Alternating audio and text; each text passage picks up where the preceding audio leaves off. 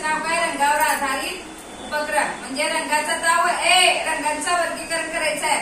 आता मी प्रत्येक प्लेट मध्ये वेगवेगळ्या रंगाचे मणी घातले. आता मी तुम्हाला सगळ्यांना ह्या प्लेटा देणार आहे. आता तत्पूर्वी काय करायचंय बघा, ही एक नळी घ्यायची. किती नळी आहेत ह्या प्लेट मध्ये? 2. किती नळी आहेत? 2.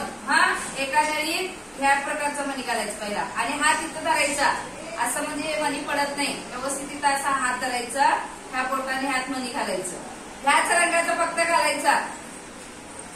हा रंग कोणता आहे? कोणता आहे? क्रीम कलर आहे. कोणता आहे? Cream colour. बघा असं धरायचं इथं बोटात आणि हे सगळं मणी ओवायचं आणि हळूच असं धरायचं आणि इथं ताटात ही नळी ठेवायची.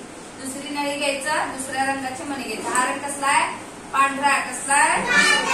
पांढरा. प्रत्येकाला वेगवेगळ्या रंगाचे मणी आले. सगळ्यांनी एका एका रंगाचे मणी एकेका नळीमध्ये ओवायचं.